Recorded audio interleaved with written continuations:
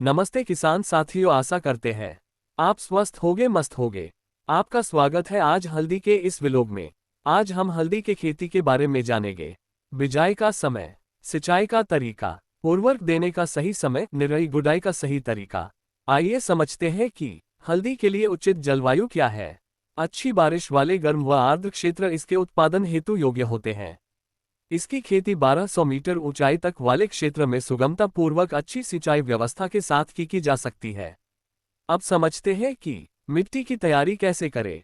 इसकी अच्छी उपज हेतु दोमट, केवल अथवा काली मिट्टी अच्छी होती है।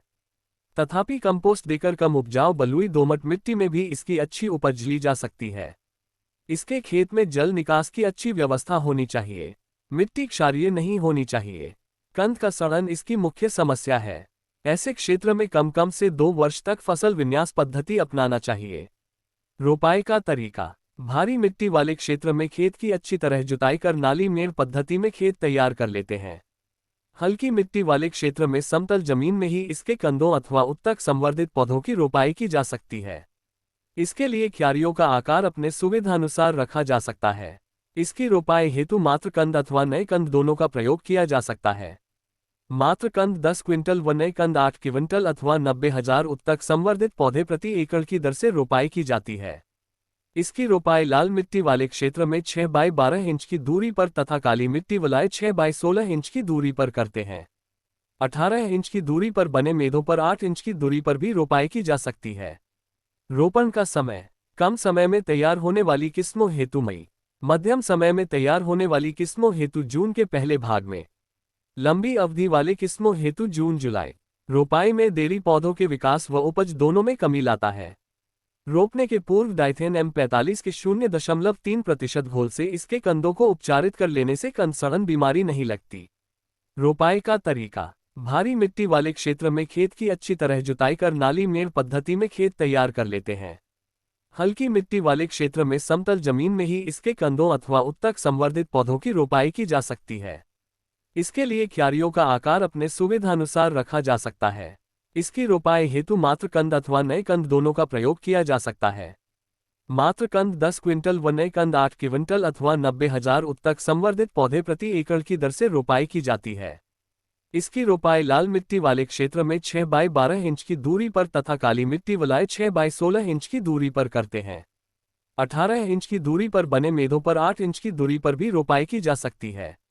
रोपण का समय, कम समय में तैयार होने वाली किस्मों हेतु मई, मध्यम समय में तैयार होने वाली किस्मों हेतु जून के पहले भाग में, लंबी अवधि वाले किस्मों हेतु जून जुलाई।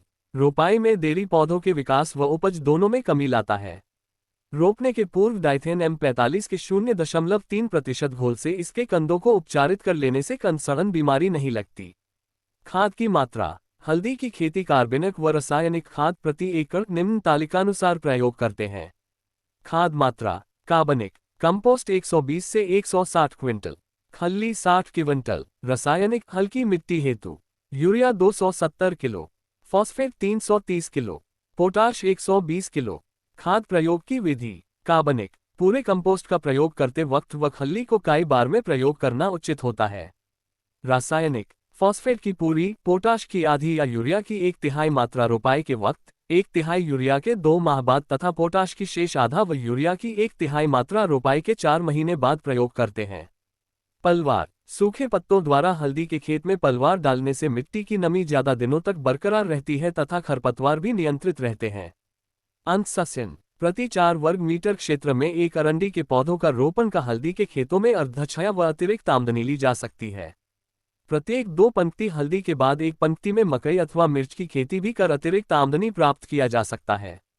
देखभाल, फसल के प्रारंभिक अवस्था में प्रायः 4 बार निकाई गुड़ाई कर खरपतवार नियंत्रित किए जा सकते हैं। सिंचाई, प्रायः 5 से 7 दिनों के अंतराल पर सिंचाई की आवश्यकता पड़ती है। भारी मिट्टी वाले क्षेत्र में पूरे फसल के समय में 20 व हल्की मिट्टी वाले क्षेत्र में 30 बार सिंचाई की जाती है।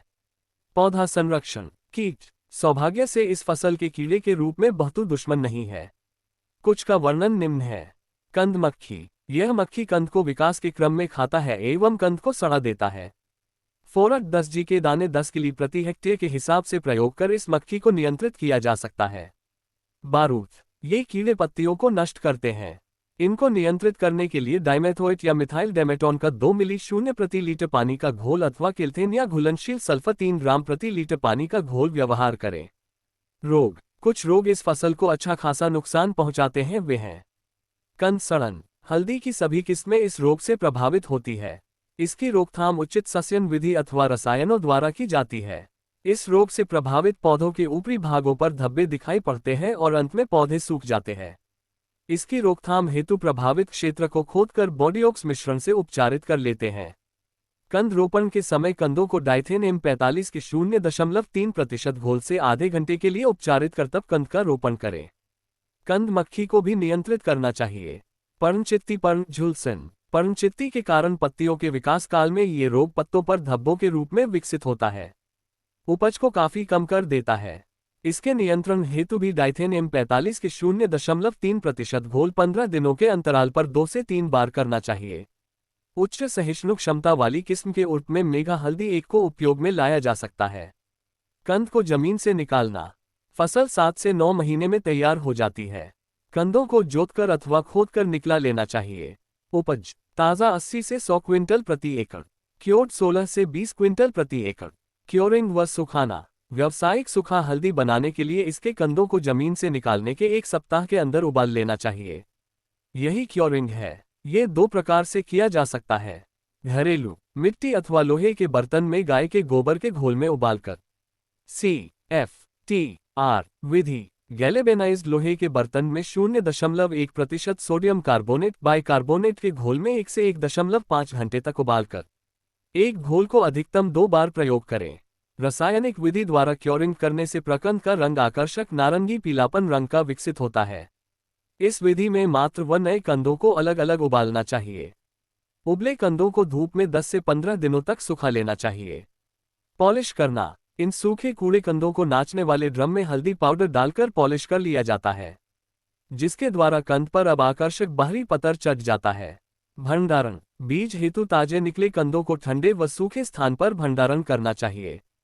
सुखाए गए कंद 4x3x2 मीटर के गड्ढों हल्दी के पत्तों के बीच रखकर ऊपर से मिट्टी का लेप लगाकर भंडारित किया जाता है। प्लास्टिक के बोरों जिनके भीतरी हिस्सों में अल्काथेन का परत चढ़ा हो भरकर धूमकक्ष में भंडारित किया जा सकता है, पर इस विधि में पहली विधि के बनिस्पत गुणों पर नकारात्मक प्रभाव पड़ता है। वीडियो में बने रहने के लिए धन्यवाद। वीडियो को लाइक और शेयर जरूर करें।